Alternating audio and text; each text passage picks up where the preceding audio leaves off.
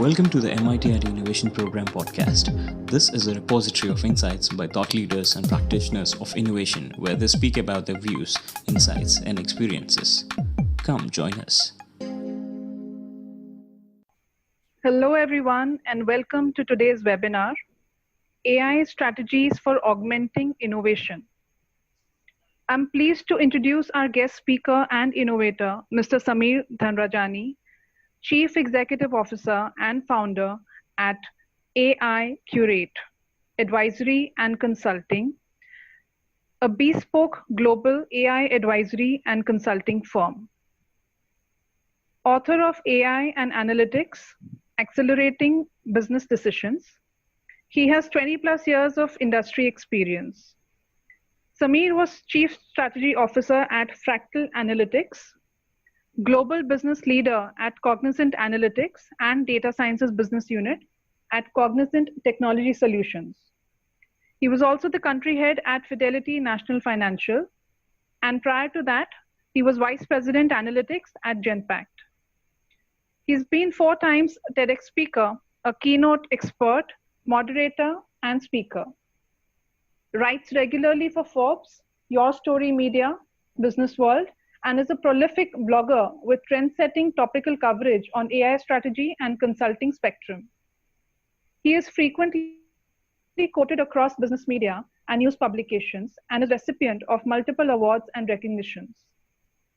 Sameer is an MBA from IIM Bangalore and pursued Strategic Management Program from London Business School and Digital Innovation and Design Program from MIT.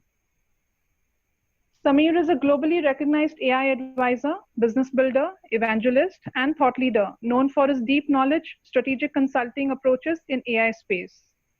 He has consulted with several Fortune 500 global enterprises, Indian corporations, GCCs, startups, SMBs, VC PE firms, academic institutions in driving AI-led strategic transformation and innovation strategies. He has a rich and proven experience of building and scaling AI businesses and practices, securing large AI engagements and deals, and creating significant client impact. An AI advisor on AI policy matters with state governments and is instrumental in leading the effort for positioning India as a premier destination in AI. So before we proceed to listen to Sameer, I have a few updates to share about the session and the MIT ID Innovation Program webinar platform. For those who are joining us for the first time today, I'd like to inform you that MIT stands for the 4-decade-old Maharashtra Institute of Technology. ID stands for MIT's 15-year-old Pioneering Institute of Design. MIT ID's one-year innovation program focuses on the 4 pillars of design, business, technology, and humanities. The key features and differentiators of this one-year course are immersions, project-based learning, and humanities. On behalf of Professor Harshit Desai, head of the innovation program and the core team, we are grateful to be amongst you all hosting the session today. Today's webinar will have our guest speaker share his insights for the first half hour, followed by questions facilitated by me in the latter half hour. Please do read the chat for other pointers shared earlier. This is our 19th industry interaction this season, and I, Priya Dhawan, Head of Collaborations, Branding and Outreach for the MIT ID Innovation Program, welcome you all once again to this thoughtfully curated innovation journey. We welcome you once again, dear Sameer.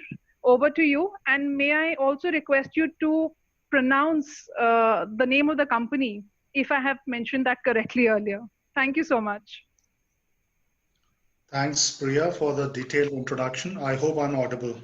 Yes, you're audible. And it's a pleasure having you here. Likewise, in fact, and you are in that 1 percentile who have spelled the name of the company rightly. And wow. So I think, first of all, thank you so much for inviting me over, and thanks MIT ID for giving me an opportunity to really talk about something which is actually I'm quite passionate about. And when AI blends with innovation, I think for the lack of better word, I would say the magic happens. And my whole purpose for the next 30, 35 odd minutes would be to take out some generic stuff, but purely punctuate more with the industry example, because many of these industry examples, what I would showcase as part of this narrative, either they are in the public domain or something I have done with my teams in the past assignments what I've worked. Let me start straight away and kind of build the illustrations in terms of the main theme alongside. I think the first thing I want to start, which is often a misconception and a very large misconception, that artificial intelligence is complex, it's expensive, and not for the masses. And I have often heard in various forums that, look, we can't implement it, seems to be very esoteric or very kind of a tough to kind of understand. Here is an example I want to give, which is in a public domain, a real example and very impactful one. The story is about Makato. Makato is a young looking gentleman who's at the back of this picture, the one who's wearing specs. Makato finished his engineering and he's born and bred up in Japan. And when he finished his engineering, he went back to his parents and he wanted to meet, he wanted to catch up, he wanted to spend some time. And that's where this entire picture of Makato and his parents was shot. Now, Makato parents over the years have been doing farming in Japan, and farming in Japan is still considered to be a very revered, sought after profession. And they grow cucumbers. And cucumber farming specifically in Japan is again very, very kind of a sought after crop, and it's auctioned every week in Japanese markets. Now, during one of the conversation, Makato's mother said to Makato that, look, our income over the years have been reducing. It's been dwindling, and we don't know what's really going on. And that set Makato thinking. He has studied a bit of artificial intelligence in his engineering days. He said, maybe this is the time to best put that entire aspect to this use case, which is more of innovation led, that how does he correlate the price of the auctions of the variety which is happening in the market and what his parents are growing.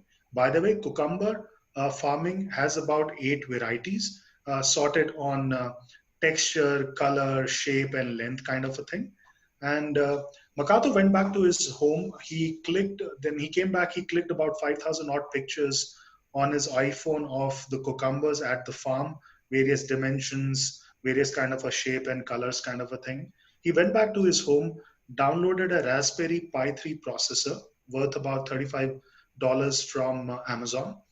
And he also downloaded a Google TensorFlow, an open source tool free of cost.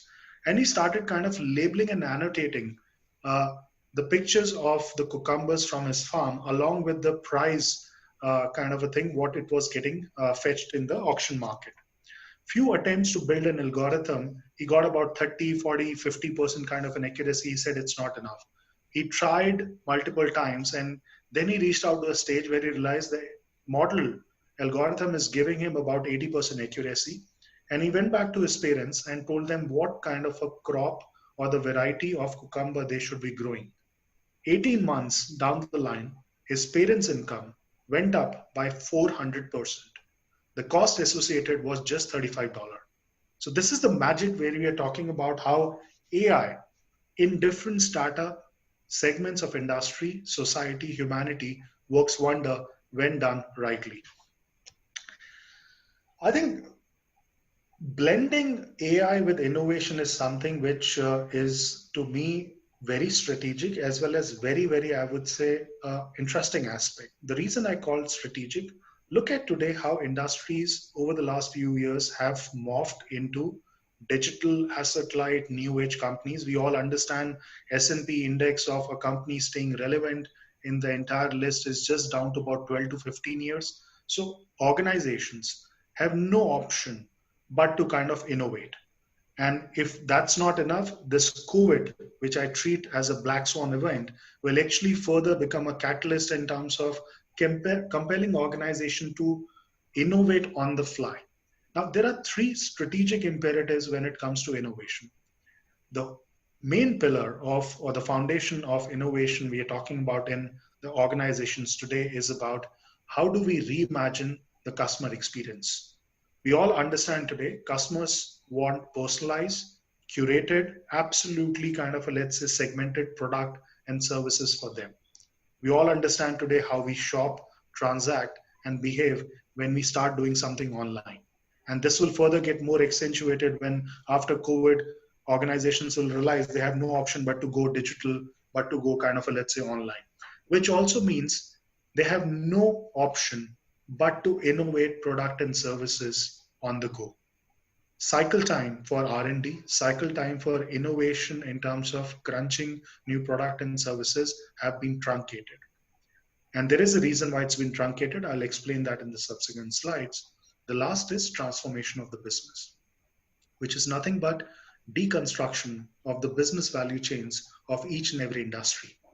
Few years back, I'm sure we've all realized when we used to apply for a credit card, let's say an ICICI Bank credit card, from the time you used to pick up the phone to call a customer service associate to the time you used to receive the card, if everything goes well, it used to take 16 steps on ICICI's side and 28 days turnaround time. Today, the entire process is down to just 3 steps. It's fully automated, fully AI driven, and the turnaround time, if everything goes well, is just 5 days. And there are multiple instances, kind of a thing, which talks about how the value chain of the businesses have been re-innovated, reimagined, and that's where AI is fueling the entire aspect of innovation over there. Now, as we realize, it's not about just kind of a data. Every time I've seen in my previous experience, whether it's a company or a student or a kind of a, let's say, organization which is getting into this journey, the talk starts and ends with data. Oh, we don't get data sets. We don't get right data. It will never be a situation where the data is clean.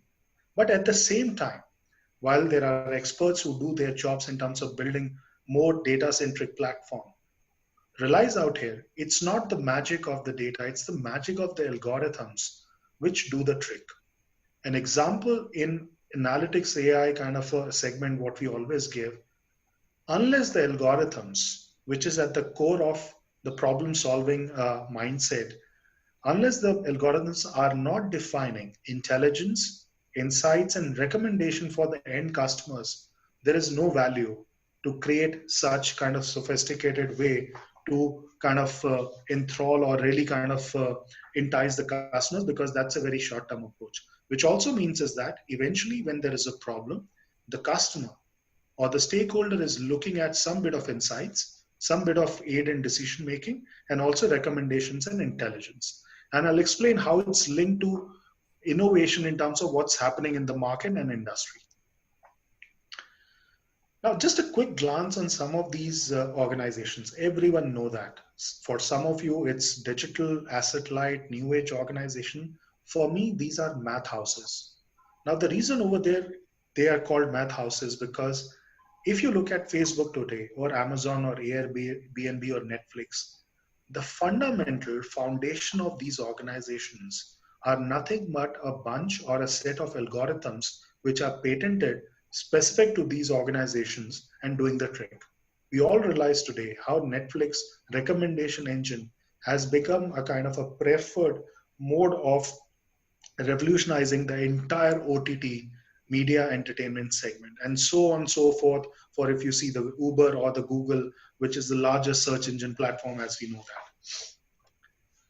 Now over there, if we take a sneak peek into the future, 5 years from now, and this is my theory which I've been kind of propagating for some time, which will become a reality at some stage because there are some green shoots which are happening. Now think of this, just like we have stock exchanges to trade in scripts, we have power exchanges, we have textile, we have oil exchanges where you can buy and sell kind of different commodities. At some level, we are also talking about an emergence of algorithm economy where they could be a virtual algorithm exchange. Let me explain what it means. Now, the way the proliferation of AI algorithms is happening in the market and industry. Now think of this. Companies today have different, multiple, various facets of problems: supply chain, marketing, sales, customer acquisitions, R&D, quality, finance, solvency. These are multiple problems by multiple corporate professionals, what they, you and me face on day-to-day basis. When we are unable to kind of solve these problems, we rely on external side of this, I would say, world. We go to consultants, we go to service providers, we go to kind of different organizations. Now think of this. You have a problem where your customer base, hypothetically, is churning. You're losing customers by dozens. You don't know what needs to be done. You've given discounts, you had your digital strategy, nothing works out. Now you go to this virtual algorithm exchange. There are segments of problems over there, which are segmented by customer acquisition, customer life cycle, customer mitigation. You look at that particular problem, you look at the industry you are into. Let's say you're into insurance industry. You get an algorithm, you do a POC, you run the kind of a test, you run some hypotheses or use cases on the go. You like the algorithm, you buy it out. You try and implement within your organization, and it goes through a kind of a, let's say, successful kind of a run. You buy more versions or enhancements or functionalities of those. That's the kind of a scenario we're talking about, a virtual exchange in some years to come, millions of algorithms kind of solving millions of kind of, let's say, problems. And that's where the whole aspect of what we say democratization of AI will start happening. And I anticipate 5 years, but it could even be sooner than maybe 3 years from now. Now, while algorithm economy is good, at some stage we are also talking about how today algorithms have become so powerful. One, they're defining the business strategy of the organization. As part of my own organization, we do these strategy building using AI, using analytics for the organization. More importantly, it reached to a stage where algorithms today are sitting in the boardroom, crunching the decision-making process with the CXOs and telling them what needs to be done as part of the solvency or the part of growth or scalability of the company. There are a couple of organizations in US and Hong Kong which have made virtual algorithms sit in the boardrooms during the board meetings and taking decisions on behalf of the board or along with the board. While that happens, I mean, just a cursory glance at this slide can give you a view about these three industries. I've got 3 more coming. Just look at and just read through these kind of terms within these industries. They're absolutely revolutionized. They have been reimagined, and these have become a norm of the day. Banking, insurance, retail have been severely impacted by what I call the tech war. Fintech, insurtech, and retail tech. I mean, today we are talking about branchless banking. I mean, it's absolutely how many of us had to go to kind of a branch during this COVID period to do the transaction. Everything was there online kind of a thing. Insurance, telematics is the in thing. Any kind of calamity or a fatality or a kind of a hurricane, I mean, you can send the drones, image processing happens on the go. You assess using an algorithm, a damage assessment maybe of a house, of a car on the go, and the person gets a claim in less than 30 minutes. That's the kind of innovation we are talking about.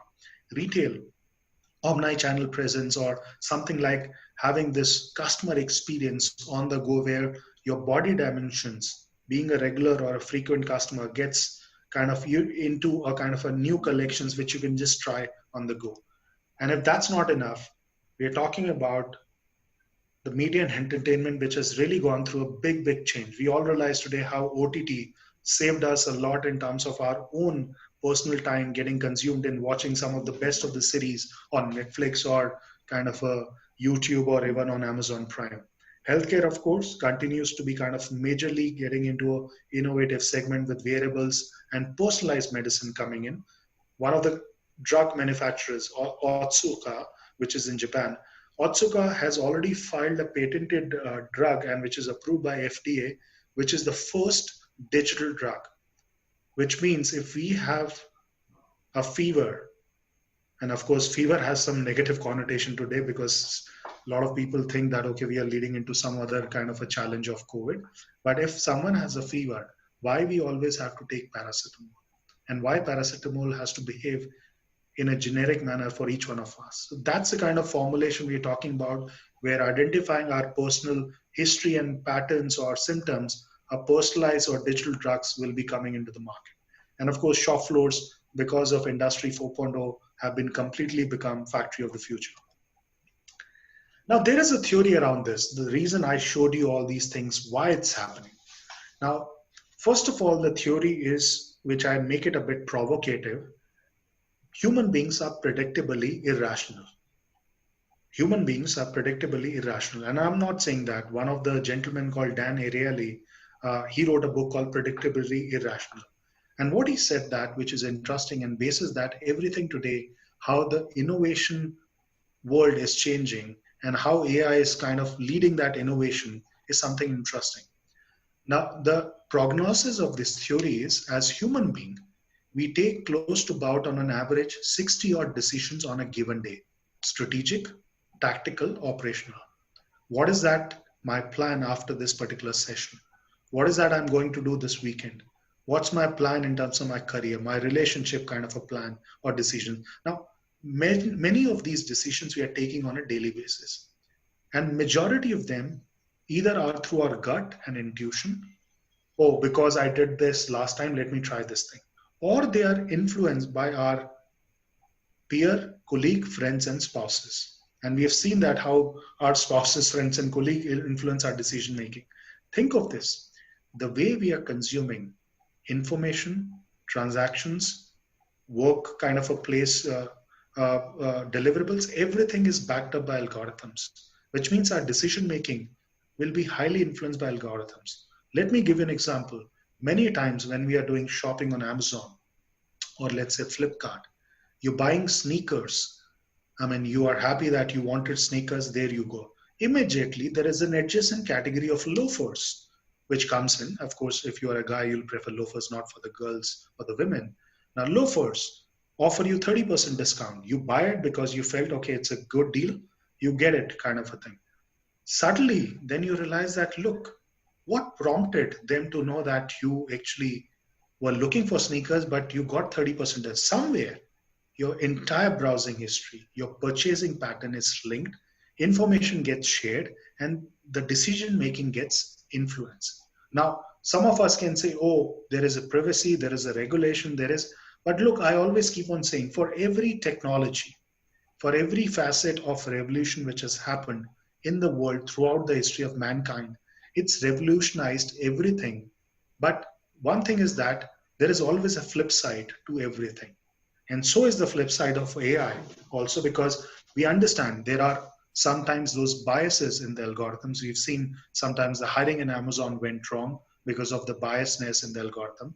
There could be some kind of a manual malpractices which gets so that the algorithm kind of behave differently. But those are all influenced or triggered by humans. So we have to realize algorithms don't do the trick on their own, kind of a thing. And that's where it's important for any professional to realize that it's linked to how algorithms work for the benefit of the organizations and enterprises.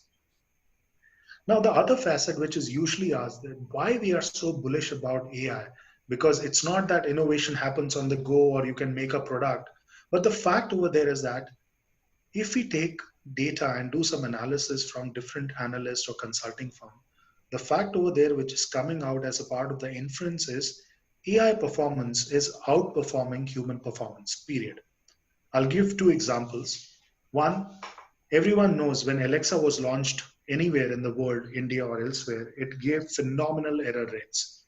Today, because of the entire machine learning led algorithms, it's learning on the go, the whole aspect of the speech recognition is reduced to just 1 or 2%. And Alexa, by the way, is getting launched in 15 different languages within India. The other example, which talks about how AI performance has gone multiple notches up, is about AlphaGo Zero. Now, this is a chess machine designed by Google DeepMind. The fact over there in terms of two differentials stands out. Our own grandmaster, Vishwanath Anand, when he plays a game of chess, and it's brilliant and awesome in terms of the game everyone knows, he can think 250 times in terms of a possible move, in terms of permutation and combination, before his next opponent thinks through. 250. This machine, AlphaGo Zero, can think 370 million times before the next opponents can think what he or she needs to do. That's the computing power, that's the kind of data processing which has gone in terms of making this machine what it is today. And that's where we are saying, because AI has already been there, but because of this entire crunching power, the whole computing power going up, the mathematical capability going few notches up, it's now becoming more real in terms of how image, voice, text, and video is doing magic for everything. Now, when we talk about some of the quick skim through I'll do, there is a correlation. There is a market data today where there is a direct impact that today organizations are gaining on top line, bottom line, and even operational efficiency increase using artificial intelligence. Second, one aspect in this slide is very, very kind of thought-provoking. If you see on the right side of the slide, $1.2 trillion worth of business will be stolen from competitors by companies using AI in 2021. And outside of Forrester, every analyst firm has come out with that number and it's almost matching what Forrester had to say. That's the kind of, let's say, challenge what the organizations may have if they are not embracing AI at the right time. Now, the fact over there, if we look, coming back now to the real side of the industry examples, different segments.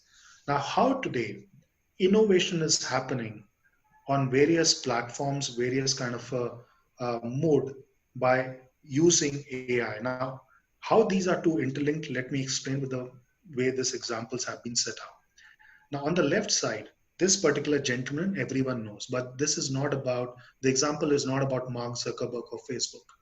The fact over there is that every listed company goes through a financial earnings call every 3 months. We know that today. Just recently, Reliance thing happened. This time remotely, everyone knows, kind of a thing. Now, fact of the matter is that every CEO tries to put a very positive kind of a commentary or a financial projections, even though it's not going in the right way. At least in my own experience, I've never heard a CEO or seen a CEO talking downside about a company. Now, the fact over there is that there is a lot of money at stake, which is also about PVC funds, shareholders, financial institutions, and they can't just go by the commentary of the CEO.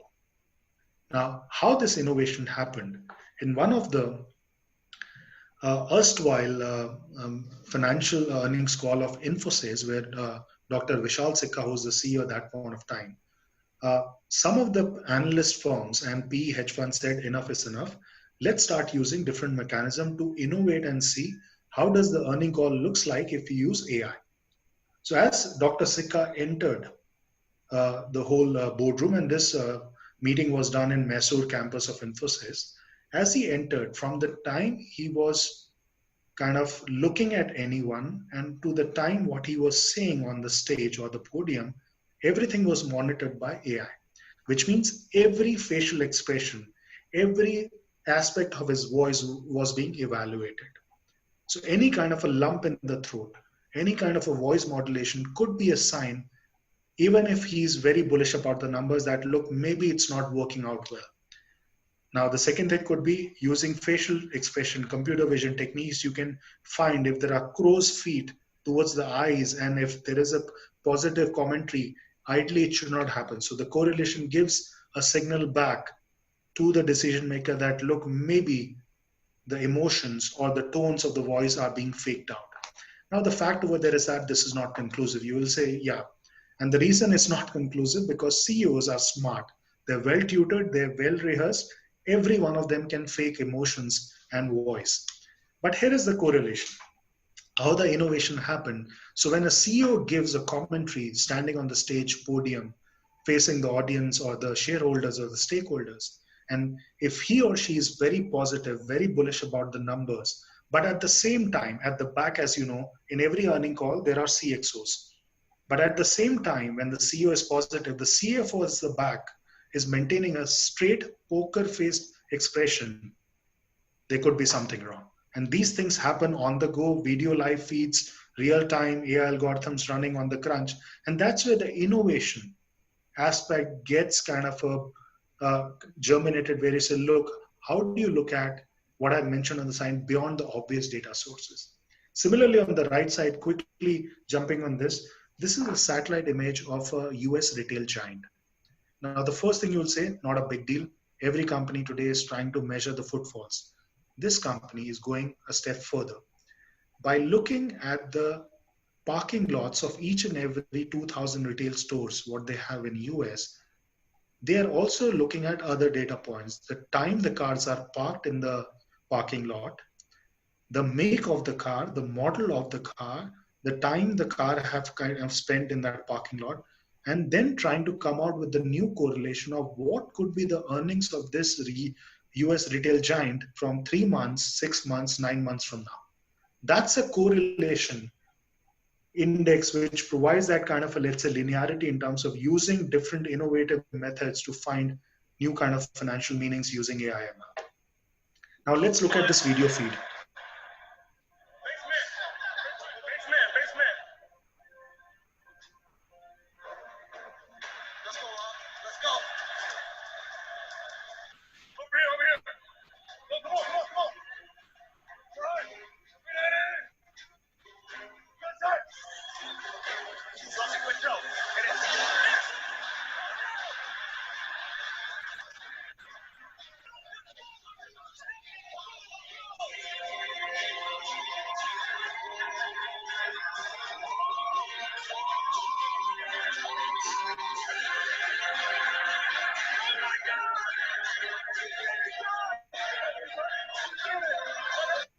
Now, this is a case study of an innovation in marketing, one of the marketing areas. Now, the fact over there, as if some of you are a fan of US soccer, this is a Super Bowl match, finals over there. And one Super Bowl match has close to about $160 billion of advertisement spend. One TV commercial cost close to about $3.5 to $4 million. Now imagine if you're a marketeer, you are a brand manager or a head of that organization which has put in money. Your brand was not visible in your CEO's opinion. Your team also lost. So imagine what would have been the nature of your expression if you would have to face the CEO next day. Now, this marketing person was smart. She used what I say a simple marketing mix attribution technique. Now, look at the change, how you will see this particular video feed.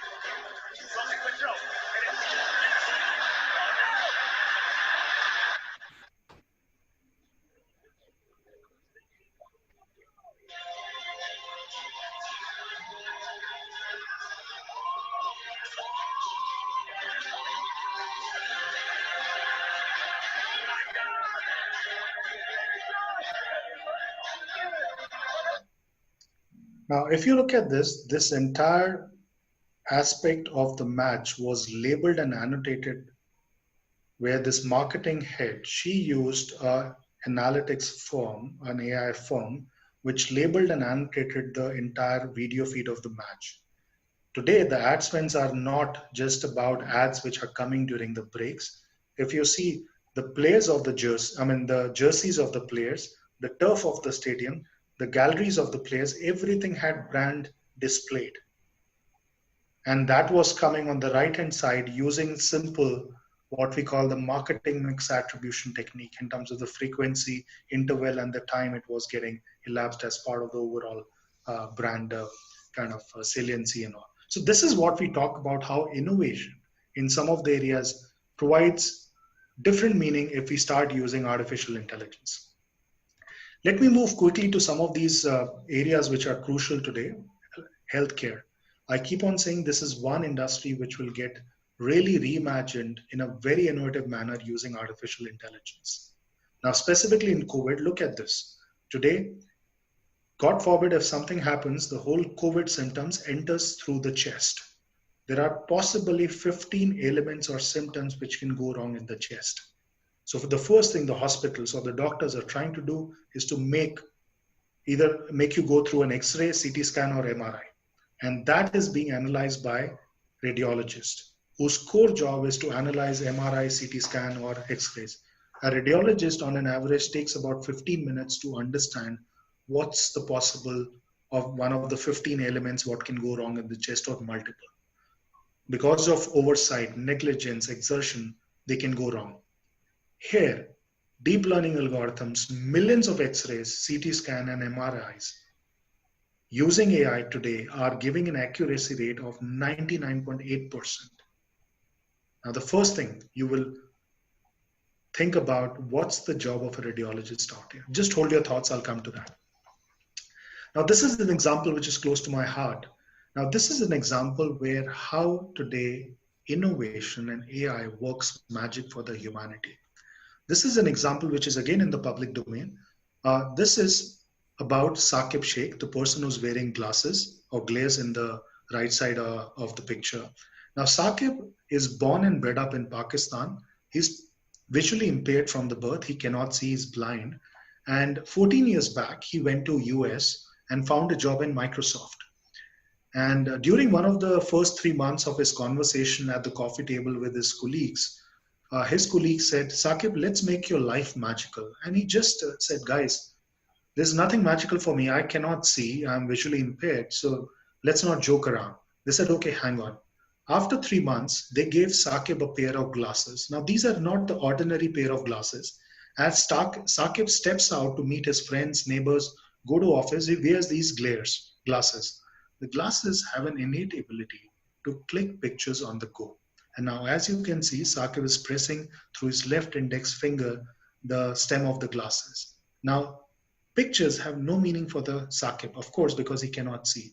But here, the pictures on a real-time basis, as he's clicking, are getting translated into voice, and he's wearing the AirPods, what of course you can't see out here. And this is what he's able to hear, that Saqib, maybe 10 to 15 meters ahead of you, there is a 15-year probably old kid on a skateboard wearing a navy blue jersey, beige trouser, black sneakers. Would you like to meet him? Now imagine the life of Saqib getting absolutely magical through this innovation of image, voice, and text and video coming together. Now another example which I will dwell in terms of the correlation of radiologist. Now, as we all understand today, when we visit a chemist store or a druggist or pharmacy store, as they call it in US, with all due regards, many of the times we can't make out what the doctor prescription is. The handwriting seems to be very, very illegible. What happens over there, even in India as well as in US, if the pharmacist gives you wrong medicine, fatalities happen. 7,000 deaths happen in US every year because of wrong prescription of medicine and drugs. $14 billion of lawsuits were getting filed. This pharmacy chemist chain in US said enough is enough. They deployed a robotic arm which had AI built in. So this is how it functioned, and this is a kind of a test case which we did with one of the teams in my previous organization. And this is deployed in Union Square, California. As you visit the store, you're greeted by this robotic arm. You give the prescription.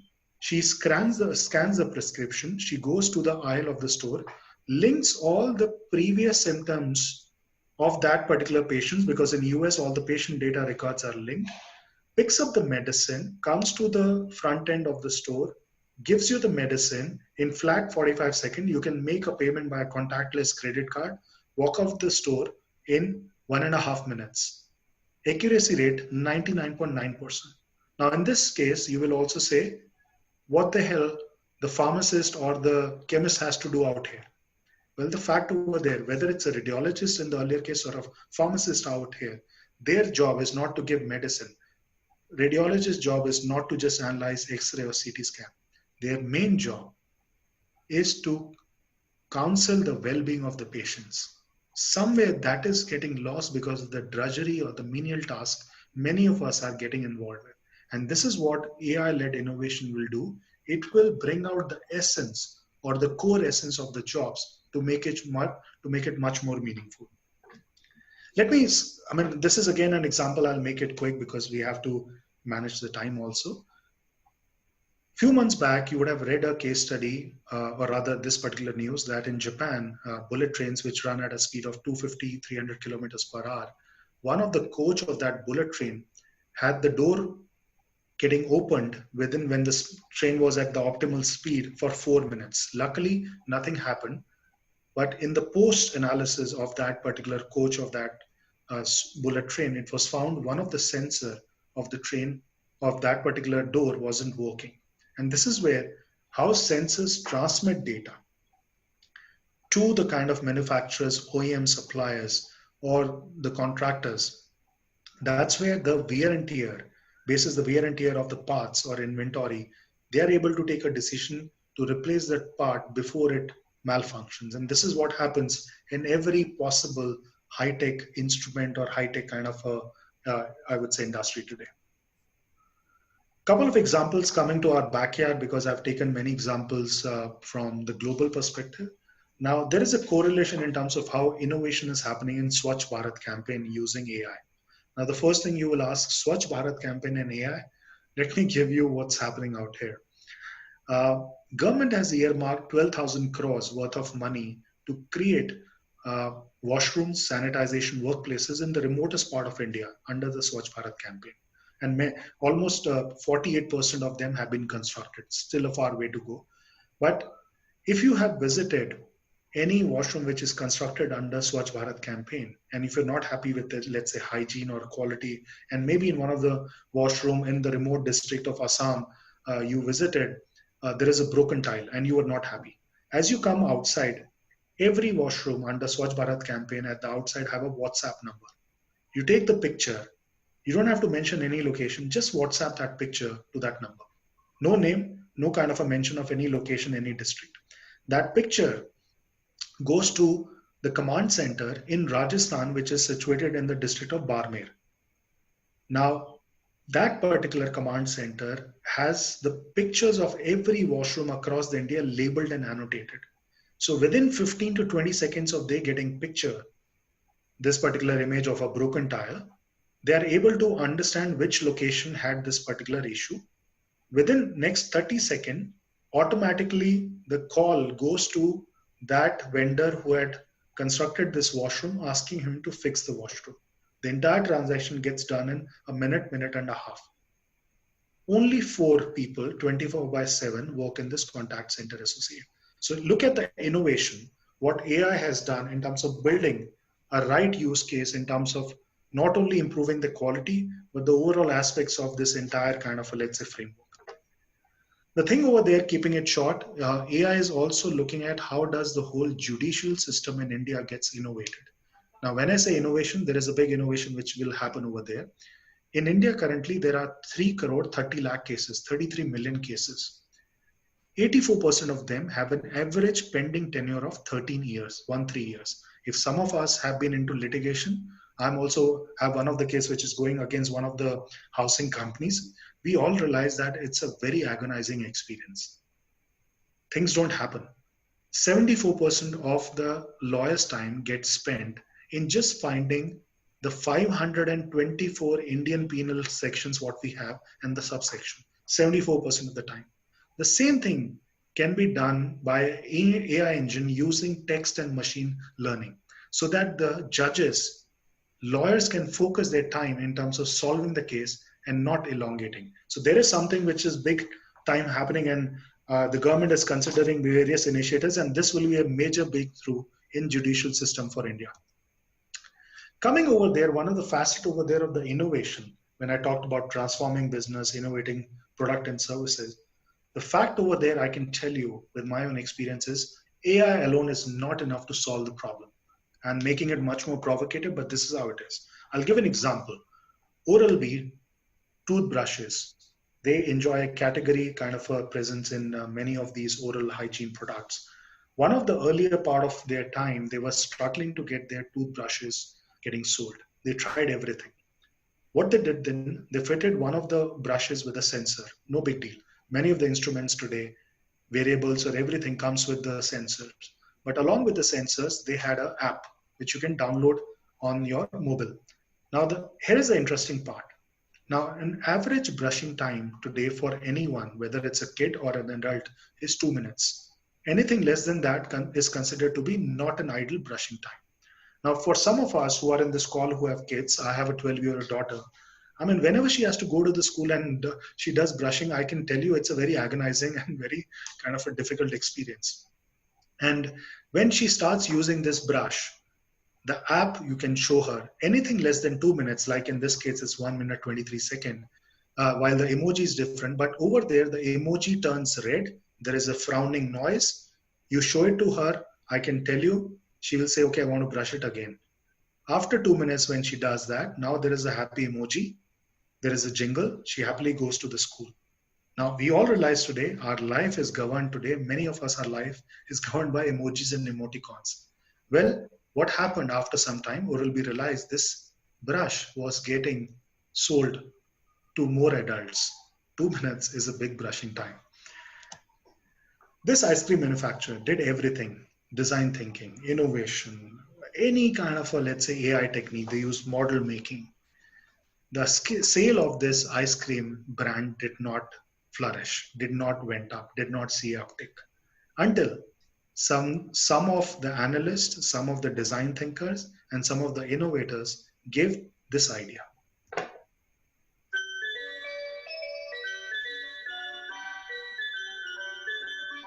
Now, as you can relate, in our formative years, our kid years, I mean, kind of a thing, they used to, with this ice cream kiosk, kind of a guy used to come and we used to say, okay, ice cream guy is here. In US, of course, if you play this jingle, people were drawn to this part of the store. 30% increase of sales of ice cream in one single quarter, just playing this jingle. Now, coming again to how this whole aspect of design, AI work and give you more innovative led use cases. Now, God forbid, if someone has to go through this exercise, it's agonizing. I mean, personally, it's very, very kind of, let's say, claustrophobic. Kids have 80% sedation rate. Someone really thought about not using just some of the techniques or frameworks, but by doing this. Now, I'm sure some of us would also like to just try it for the fun sake of it. 10% is now the sedation rate among kids. So it's just a change how the whole outlook of innovating product and services, changing the whole experience for customers to try and make it much more in an adaptable manner. Let's look at this video clip.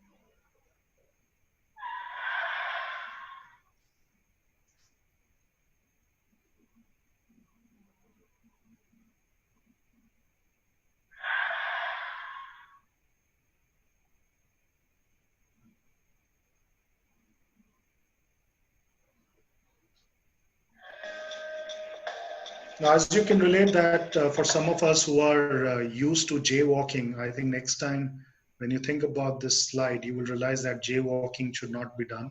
And a perfect example of how behavioral science was used in conjunction with data to create a very, or rather to solve a very innovative, but very often neglected case of jaywalking. And just the thing around, since I've overshot the time, there are 3 strategies in terms of coming to say that how do you innovate, or rather how do you augment innovation within your enterprise, startup, or a firm. I think today you could see that it's not just artificial intelligence alone which will solve the problems. It's a blend, or I call it trifecta of artificial intelligence, engineering, and design. Design example you saw, artificial examples you also kind of saw in the previous slide. Data engineering is one thing. I can just give an example how data engineering needs to be kind of given that emphasis. Few months back, if you know that the famous star of Friends serial, Jennifer Aniston, joined Instagram, and she was late in joining Instagram. Within 15 minutes of her joining Instagram, she had 7.5 million followers on Instagram. Instagram crashed. The next day, New York Times reported Instagram algorithms do not work. But the fact over there was that it was not algorithms, it was the data pipes or the data platforms which were not robust enough to kind of take that kind of a traffic or velocity of data. And that's why if you look at how do you build that innovation platform or ecosystem within the organization, it has to be a trifecta of AI, engineering, and design. And let me end by showing you this video clip, which to me is how the future of work will evolve, specifically post maybe the COVID period.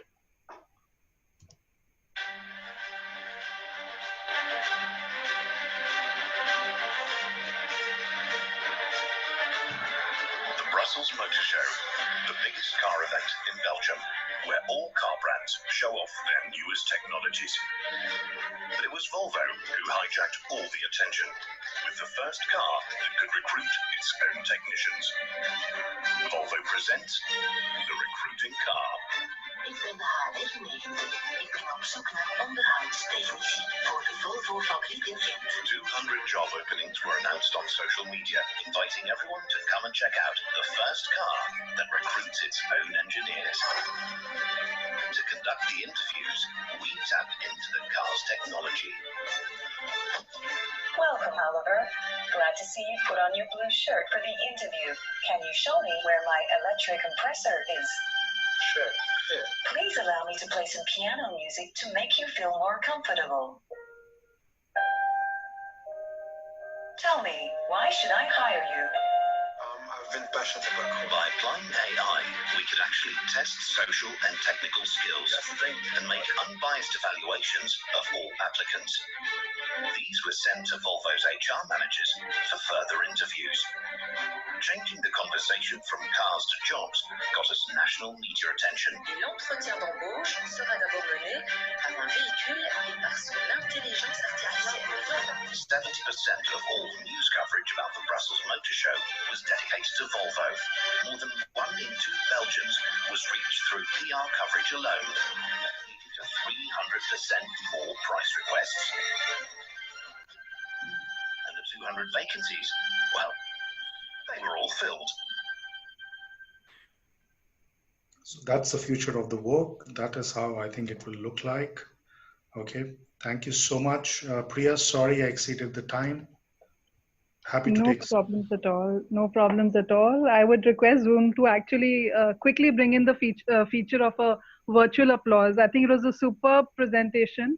And thank you so much, Sameer, for the case studies, the rich insights, and such a beautifully packed session, lots of data included. Thank you. Thank you so much.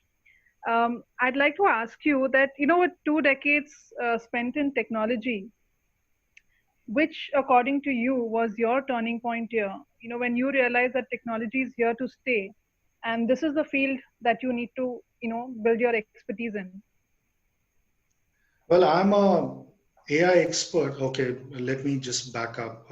Of my 23 years of work experience, 18 have been in AI analytics. I've seen all the genres from a MIS report to AI happening. And I'm an accidental AI expert. It was never a choice. But the fact over there, I think the biggest kind of, let's say, time, what I saw in inflection time when I saw this was in 2012, where this acronym called SMAC came in, Social Mobile Analytics Cloud, which was under the whole wraparound under digital. Because over there, everything how these technologies, areas needs to be kind of, let's say, worked upon, changed, because clients, organizations started coming out with new problem statements. Earlier, it was just application maintenance, development, that's it. Keep the servers on, keep the lights on. Then they started saying, can you enhance our customer experience? Can you look at risk mitigation, fraud kind of, let's say, mitigation? Can you look at our operational efficiency increase? That's where many of these new age technologies started kind of working under the whole hood of innovation. And I think to me, this is good for professionals like all of us who are saying, look, Forget about the technology. When you look at a problem case or a kind of a real use case, you're either looking to innovate or transform the experience or a framework for a client. And that's the kick about this particular usage of this technology. True. Great. Thank you so much. I would also like to know, where do you see an intersection of behavior science, which is more of a human factor, and AI technology? Well, that's a very good question, because I've been very rather a huge proponent of AI design and behavioral science coming together. As you could see, in fact, in my all previous organization last 10 years, I've been propagating, and the simple fact come in if you see how Dr. Richard Thaler, who prophesized nudge theory, had a clear correlation that wherever rules and regulations don't work, subtle nudges work. And there is a thinking behind even design thinking, what we call, how do you design for the subconscious mind? That's where AI can actually work, or rather design thinking, behavioral science and AI can come together beautifully to create what I say mass adoption. You can make the best of the algorithms, but if you don't have a design kind of a output, or if you don't have a behavioral science aspect, it will just die down. And a case in point is, let's say, Apple, brilliantly kind of, let's say, manufactured kind of an instrument, if I call it an instrument that way, because the computing power is as equivalent to an Apollo 13 kind of a mission, but minimal in design because it's designed for the mass usage. Sure, thank you. You've also learned or studied design innovation. I'm not too sure whether this question would be in any way related to your experience, but do try. Shubhangi would like to know, as a designer, she would like to ask how to implement AI in my design presentation to make people understand about my design idea before the process of coding. So if you'd like to answer that. Sure. I think I'll make it brief, but also relevant from a point. I think design or AI are enablers. We got to understand the problem statement. And today, if we look at from the lens of the clients who have given you these problems, they're even open to say that, can you reframe this problem? And today, in my own understanding, when we are doing these AI projects, which has blend of design, behavioral science, 70% of the time, clients are ready to say, or rather ready to listen and say, look, maybe you have thought of a problem like this, but in our own kind of understanding, the problem should be attempted in that mood. If we cross that kind of a, let's say, segue or that particular point, I think then we can bring in all these facets of AI design and all. And the whole premise of a design is challenge the status quo. And I think that's something which has to go into addressing any kind of a problem. And this is exactly what is happening in terms of every industry. If you see, they're questioning now every process, every part of the value chain, and saying, let's innovate and build more kind of aspect of design, AI, and new age technologies into that. Sure, thank you. Dr. Sunil Lalchandani would like to know, can AI be a threat to society in terms of employment in coming period of time?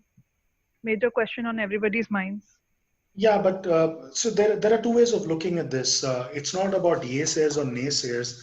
There was a recent study which was done by McKinsey along with World Economic Forum, where the whole analysis of all studying all the geographies and the working population came out that by 2023, close to about 1.8 million jobs will be lost or displaced because of AI automation, but close to about 2.2 million jobs will be created. So which means there is a net addition of almost 0.5 million almost jobs getting in the next 3 years. But the premise over there, many of these jobs will be in the new areas, new segments, and maybe new kind of, let's say, way how we work. Which means if we look at today how the whole workforce is being looked upon, everyone has to either reskill or upskill, because that's exactly every revolution in the past has taught us. And this revolution, whether it's AI or new age technology, will also compel us or the larger population to say, let's either kind of, let's say, reskill, upskill, and stay relevant. Otherwise, it will be difficult over there. Sure, thank you. Janvi would like to know what are some ways of acquiring some data points from a generic audience which is low, medium, tech savvy. Say that again. I couldn't capture, Priya.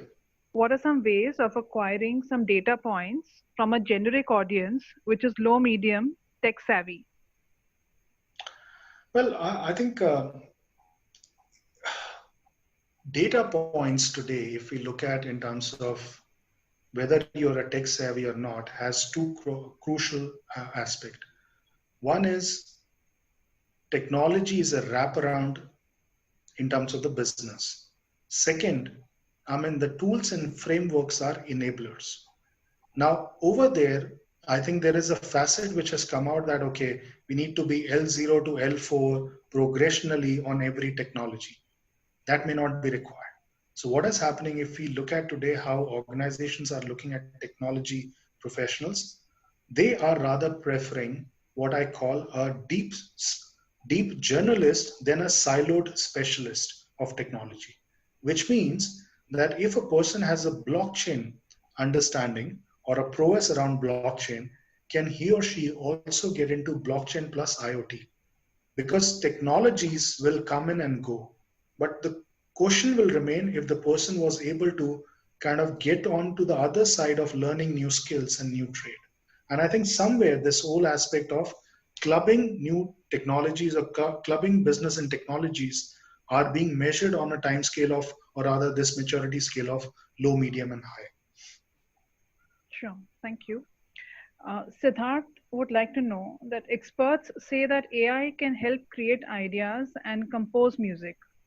What makes AI capable of music composition and how can it allow creativity? Well, I think it's simple. I think when I say music, in fact, I would have shown this particular video, but it's a 4-minute long. And all the listeners can actually visit this video. It's on the YouTube. There was a painting by Rembrandt, which was a famous painting, 374 years back, which got recently repainted using AI. They used 60 different permutation combination of looking at the canvas, the whole feel of that eye, that whole mustache, because it's a human painting, and then designing using AI ML techniques.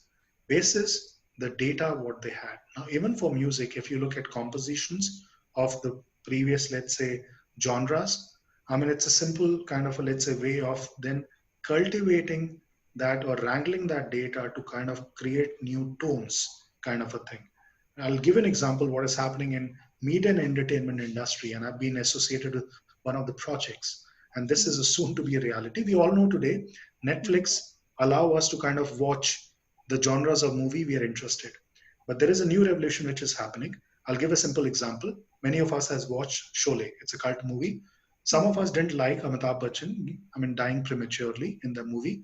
Sanjeev Kumar not having his hands. But let these cliffhanger moments today, basis our viewing patterns, can be reshaped tomorrow using AI, where the end or the climax will be per her liking.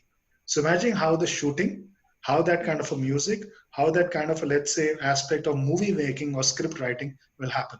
And this is soon to be a reality because a lot of AI and movie and production people are working together on this. Sure, thank you. Nina would like to know, do you see the creation of human androids in the near future via AI innovation? Well, absolutely. If Sophia is a reality, so would be in some point of time kind of maybe our kind of, let's say, next gym instructors, or our kind of, let's say, kind of household help, or our kind of, let's say, day-to-day kind of people whom we associate could be in a form of a humanoid or a cyborg. But here is the reality. Look, as we say, every revolution nudges or compels humanity to up the ante on the knowledge side, which is what AI or any such new technology is doing to us. It's compelling us to kind of move to the next level. And human beings have always questioned and always said, okay, let's make our life more meaningful by enhancing skills. And that's across is happening, if you see. And this is what AI will push to what I say, that human beings are meant to do more productive work. And this is exactly will happen where some of the menial tasks or the daily chores tasks will be taken by the cyborgs or the humanoid. There is already a vacuum cleaner, which is all human, or rather a kind of a, let's say, robot. But at the end of the day, then we are moving up the value chain and we're doing some more productive work. Of course, COVID lockdown apart. So that's where I think some of these things will happen, which will reshape how we actually work or kind of perform in the future. Sure. Thank you. We'll take this last question for today. How can startups make use of AI for building their businesses? Well, first of all, it's a good question, Priya, because startups honestly were a bit late in embracing AI. But what is happening today, if we look at the barrage of startups we have in fintech, health tech, or even manufacturing side of the domains, many of them are coming with AI first approach, which means if we look at a fintech just to give an example of fintech, I mean, this whole aspect of serving or giving or providing loans to the undeserved or kind of an unserved category is phenomenal, which means that they do not have the credit score, but you got to look at some other data sources. Now, it goes back to the point I showed, or the example I showed. Just by understanding their behavior across social media, if they're on LinkedIn, if they're on Twitter, if they're on Insta, or they're on Facebook, can actually give an impression whether that loan should be given or not. And this is an AI engine in the background working. And if you just look at some of these startups in healthcare, Cure.ai, Neramai.ai, just using deep learning algorithm, they're trying to pick up each and every part of the body and say, let's analyze using X-rays and MRIs with the crunch data that what can go wrong, which means they're taking out the whole equation, what a radiologist will have to do, which is on a task level. But the radiologist will move to a different level of prescribing and being more suggestive then. Sure. Thank you. I think there's one more question that's rolled in, and I think we'll truly take this as the last one.